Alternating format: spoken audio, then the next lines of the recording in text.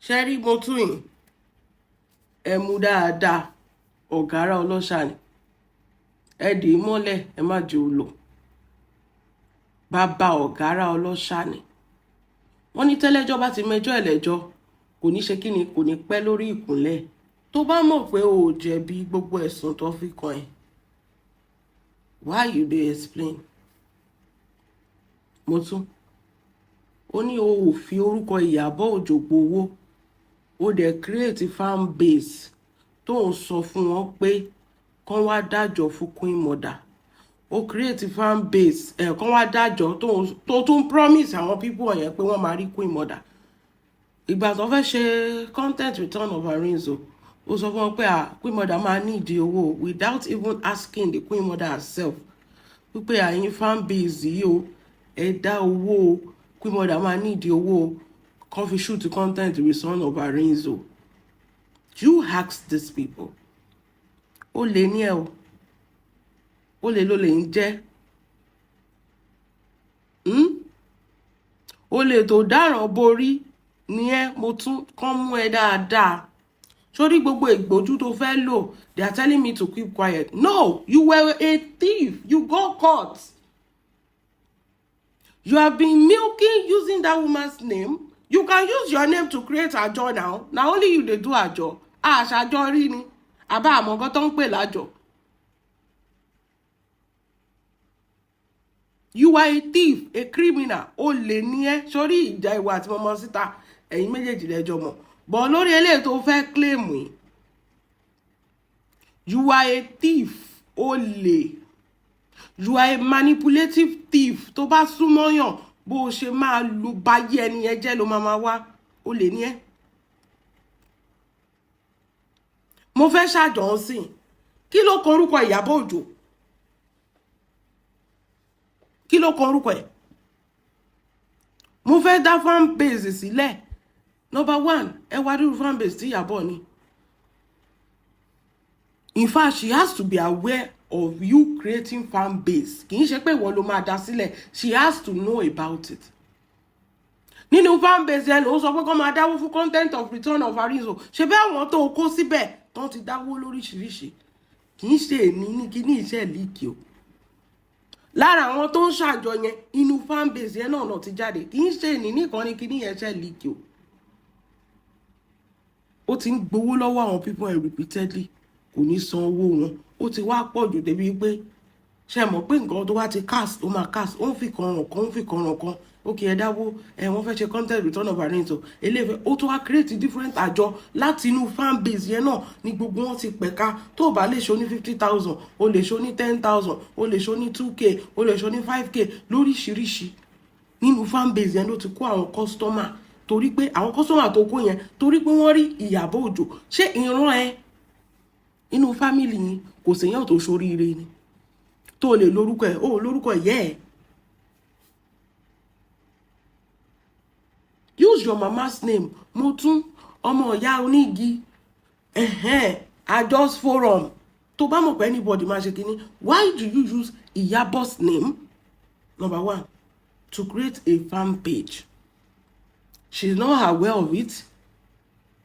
And you are collecting money from people. Fan page is like a group now. Tony Kaluku, if you like Iyabo, you just go there, you drop your picture, or they drop Iyabo's picture or Iyabo's movie, you comment, you like, you share anything concerning that person. Not pay fan page. Ibo ni wọ́n ti ń fi fan page gbowó. Ibo ni. If you know you want to do anything for Queen Mother, you will tell Queen Mother ní pé okay o. Nǹkan bye.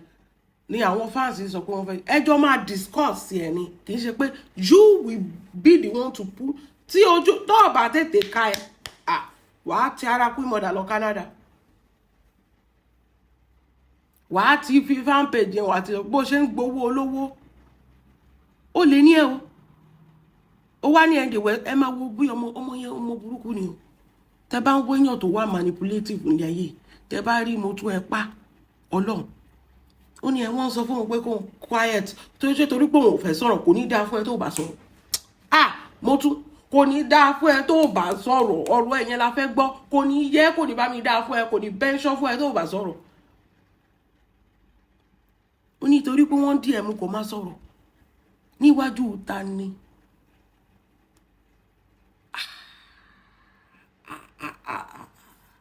Ṣẹ́ni táyé èèyàn bá ti fẹ́ bàjẹ́ ibi tó ti máa kọ́kọ́ bẹ̀rẹ̀ lélẹ̀. Mi ò fẹ́ gbọ́ pé wọ́n fẹ́ búlì ẹ̀ pa. Ṣé ń gbọ́ ṣé mọ gbogbo stunt tó pull òun àti Mama G ní ẹnu ọjọ́ mẹ́ta yìí. Mo ṣe fídíò yẹn lọ wò dáadáa.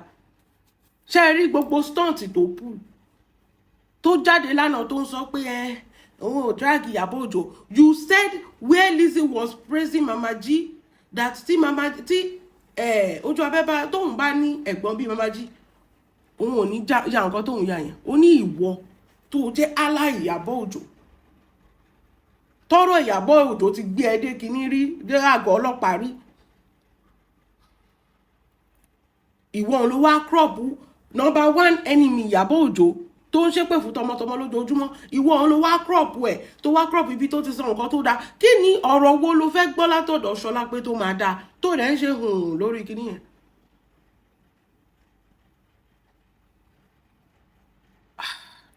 Ṣé bọ́mọ kékeré lẹ́pọ̀ ọmọdé yìí? Ibo ló ti rí ọgbọ́n ẹ̀wẹ́ ọgbọ́n àyíní ìpadà ọgbọ́n èké ọgbọ́n olè ọgbọ́n jìbìtì bíi ilé ẹ̀wẹ́ náà mẹ́ńtọ̀ ẹ̀ ní Ṣọlá pé náà tó bá tilẹ̀ ń dí sísì Ṣọlá pé kò sí bẹ́ẹ̀ ṣe ìpòlò tí ò ní orúngbẹ̀. You were agreeing to Mama G for you to even crop Mama G's video and give it to crop Lizzy's video and say that èmi mo send video yẹn sí yín mo sọ ó ti gbàbọ̀dẹ̀ fún Iyabo Ojo nìyẹn. You never liked her. You were just using her for what you can get.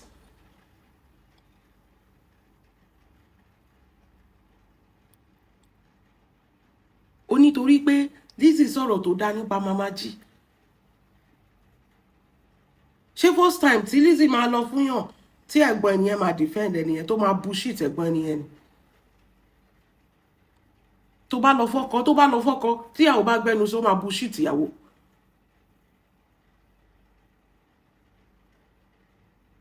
Ìwọ wá jókòó náà wá kọ́kọ́ entertain Mama G kó máa sọ pé nǹkan tí Iyabo Ojo ṣe ní pé gbà tí àjọ yẹn ṣẹlẹ̀ ní Iyabo Ojo tó kówó ẹ̀ sílẹ̀ nígbà tí wọ́n lọ jalè tó lọ jí owó olówó tó sọ pé òun ṣàjọ ọ̀ràn àjọ òfò tó ń forúkọ ọmọ ọlọ́mọ parọ́ tó ń bully Iyabo Ojo online.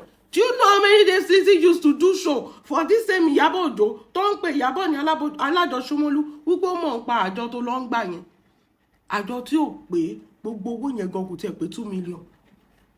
Wọ́n ní Iyabo ló ń rán mo tún the same Lizzy tó sọ pé òun crop video ẹ̀ ó ń sọ pé Iyabo ló ń rán ìwọ láti lọ máa gba owó olówó nu fan page. Ó wá ní wọ́n ní kó keep quiet. Sórí àtẹ̀yàn tó sọ pé kó keep quiet àti wọ kò ní yẹ yín kò ní dáa fún yín tẹ́ bá keep quiet. Èèyàn tó bá sọ pé kó keep quiet ẹ má jẹ́ ń ṣépè fún yín o. Ọ̀rọ̀ tó bá ń gbénú ẹni kò sọ. Let us know. Sórí ibi tó dé we trust Queen Mother Dark West. Queen Mother kì í ṣàbòsí kì í ṣe Oloriburuku bíi tiẹ̀. Ọbẹ̀ dùn tó lẹ yọ síbí wá ẹ̀yin ọmọ tí ò níran. If not for Queen Mother, who are you? Ẹ̀yin ọmọ tí ò níran tẹ́ ẹ̀ níbi ire. Ó dáa fún ẹnu fámílì ẹ̀ ló lọ́ ń lẹ̀mọ́ Queen Mother kiri. Olóṣì Oloriburuku. Ó dáa fún anybody inú fámílì ẹ̀. Ló ń pe Queen Mother ní my woman kí ló ṣe ìyá àti ẹ̀ ó ṣorí burúkú ní ayé. Mo tún ọ̀rọ̀ tó máa ń gbénú ẹ̀ tó ò bá sọ tú ó gbọ́dọ̀ tú o. Tú ọ̀rọ̀ yẹn tú pẹ̀pẹ́ ọ̀rọ̀ yẹn bó ṣe rò pé olórí láyà láti máa sọ̀rọ̀ sí Iyabo. The way you settle your comments on her, I be like kí ló ń gbọ́ ẹ̀ gàràgàrà náà Queen Mother máa ní kò máa gbádùn. In fact ó tún wá wà ṣe kíní soft fún ẹ torí Iyabo ìjà wèrè gan pápápá ló ti máa sáré ó tún máa sáré gbé ẹ débẹ̀ wàá fi ilẹ̀ lára pápápá. Wọ́n sọ pé kò keep quiet that what tí mama sí wà tí mama sí tàbí bá ń bára yín jà TikTok àlẹ́yìn méjèèjì ìkan support ojú abẹ ìkan support Akeem ẹ pínra yín sí méjì má mú tí Iyabo wọ̀ má ṣorí burúkú kó lọ mú tí Iyabo wọ̀ ibi tá a ti máa ní problem yẹn. Òun náà ni mo ṣe ń sọ fún ẹ náà, you still need to use Iyabo Ojo's name to trend. Ibi tí o ní ògo dé tí ò sí nǹkan kan látijọ́ tí ọmọbìnrin yẹn ti ya mi Sátánì tó ti yàgò fún ẹ báyìí, ojú ẹ ò ráyé mọ́. Ṣẹ́ẹ̀fù tó ń ṣe ta ló ń wádà oúnjẹ? Ibo lo ní ṣọ́ọ̀bù sí? Ibo ni búkà sport ẹ, àmàlà sport ẹ? Oúnjẹ tó ń ta ló ń rà lọ́wọ́ ẹ? Ayé òní kò lójú kò níwájú kò lẹ́yìn látijọ́ tí wọ́n ẹ̀ ti yàgò fún ẹ. See, you still have to ṣe bó sọ pé o ti lọ. You still have to use her name to ṣe kíni to trend. The way she drop you like hot potato, you were not expecting it. Ó ṣe nǹkan tí ò dá sọmọbìnrin, ó dẹ̀ expect pé kó máa fọwọ́ rẹ̀ lórí. Ó ń ba orúkọ ẹ̀ jẹ́. Tó bá jẹ́ pé gbogbo àwọn èèyàn tó ti mọ Queen Mother kó tó di pé ìwọ ọmọ Oloriburuku yìí. Ṣé tó bá yẹ pé bó ṣe nìyẹn, ṣé wọ́n máa rí bẹ́ẹ̀ dé bá? Àwọn ọmọ ẹrọ̀fọ̀ yìí náà ni. It's always this aerophorians. Èmi mo generate orúkọ yẹn fún. Àwọn ọmọ ẹrọ̀fọ̀, àwọn ọmọ tí ò ní ìran. You still have to use her name to trend because of your dead glory. Mo tún pẹ̀lú bó ṣe jí tó náà. Kí ló sì dà fún ẹ? You know exactly what you were doing. Mo máa sọ kó tó tan camera. If you don't want Mama G to talk, ìwọ ló ń gbé orí bó ṣe ń kó ọ̀rọ̀ sí lẹ́nu ni.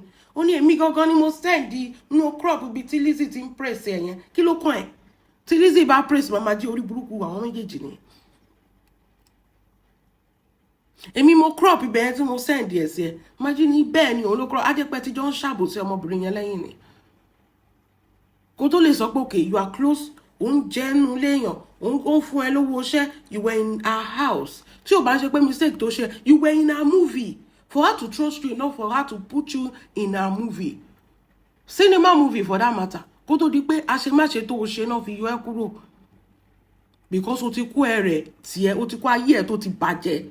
O fẹ́ kó rẹ́ ọmọbìnrin yẹn lára.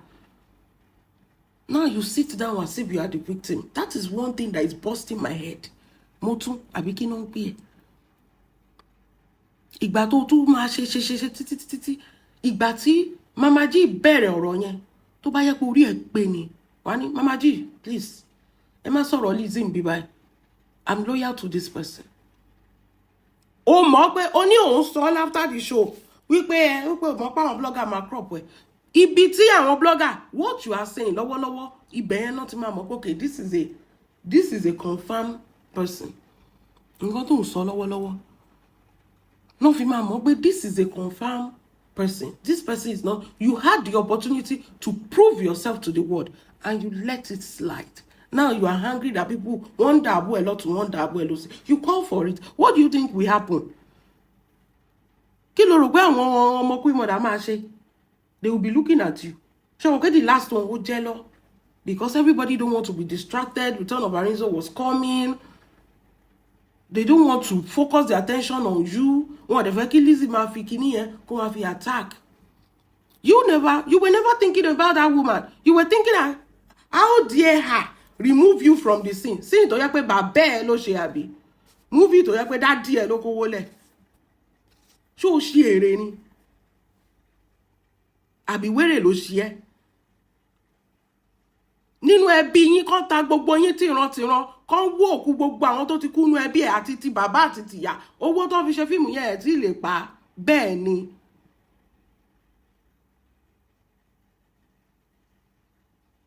Tó bá ń bárò àwọn Iyabo Ojo rìn, wàá túbọ̀ ẹ̀fọ́ ni.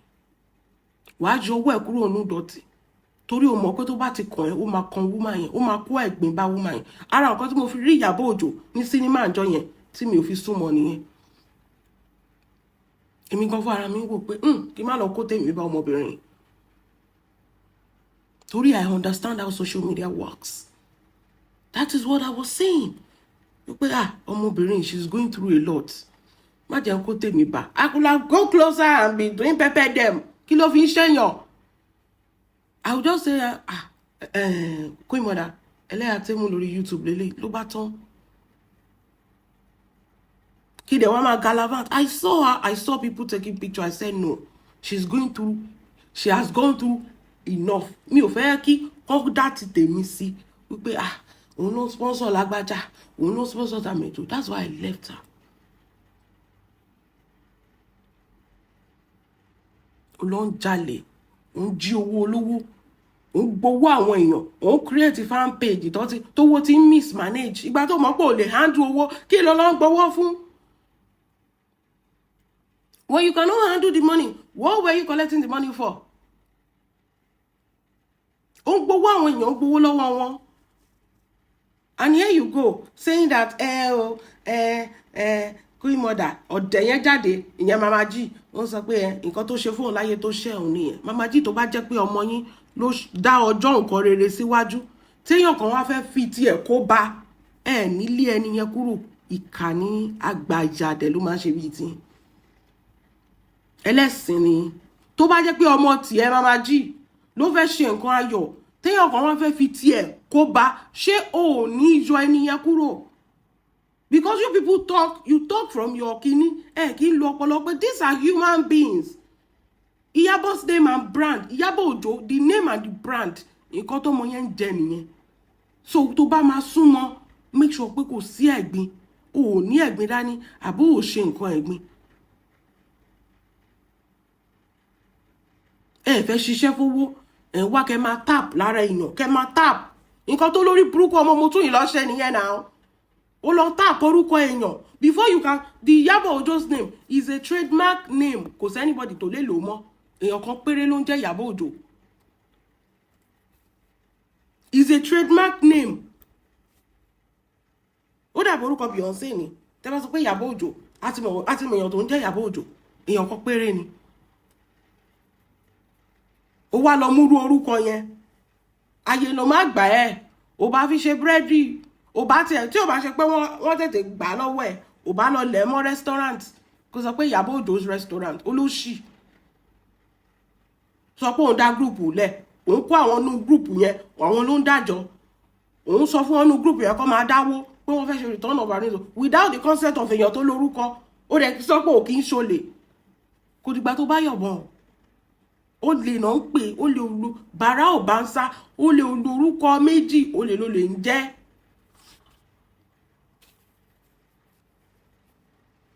And you are over here trying to guilty the public as if any way you are the shaking. Do you know what that woman went through?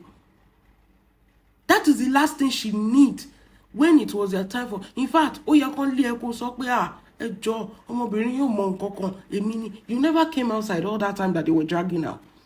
This same Lizzy tí gbogbo yín gbèsè yẹn etí ẹ̀ di rí nǹkan tó fojú Iyabo ṣe bí òun galavant ni wọ́n ní kó má wọṣọ, you keep wearing the clothes wípé kí lẹ fẹ́ ṣe fún mi. Ìgbà tó rí pé ìgbà tó ṣí ẹ lẹ̀ pẹ̀lú restaurant tí Mama G sọ pé kó lọ dá yìí, kí ló fi ṣe ṣé ó fi lù ni, ó fi lálùbáríkà ni. Now you still came around to use the same Iyabo Ojo's name to trend. It has shown pé kò sí nǹkan tó lè dáwọ́lé tó lè ṣàlùbáríkà kúrò ń bẹ̀.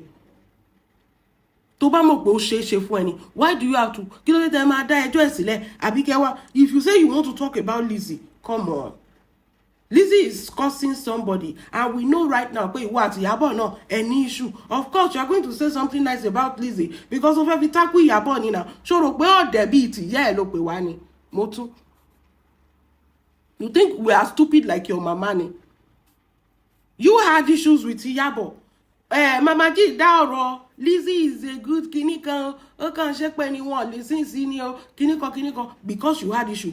Ṣé Mama G dá irú ọ̀rọ̀ ilẹ̀ kó tó di pé ó ní issue pẹ̀lú Iyabo? That is the place we are looking at it from. Tó rò borí wo pé borí ìtìyẹ́ ẹ̀ ni. Wo wàá jẹyàn ẹni ṣù. O ò tí ì mọ nǹkan kan. Wàá jẹ sórí gbogbo gàràgàrà tó sì ń ṣe ẹ̀yẹn. Sórí kékeré tó wà lọ́wọ́ ẹ̀. Wàá á gbọ̀n sọnù pàápàá ni. Ìwọ báwo níwájú ta ni ẹ ta ni jẹ́ ẹ̀. Ẹ̀yin ọmọ olórí burúkú, ẹ̀yin ọmọ táyé ẹ̀ ti bàjẹ́ yìí. Tọmọbìnrin yẹn wò pé ẹ jẹ́ ń ṣe wọ́n láàánú o, tí n bá ṣe kò sẹ́nibọ̀dì tó máa ṣe, ẹ wo nǹkan tẹ́ fi ń sú wúmà yẹn. Olóṣì ó wá ń guilt trip àwọn èèyàn bíi pé òun ni victim. Wo ò tí ì rí wo wàá jẹ bánzá ìyà lọ́wọ́ mi.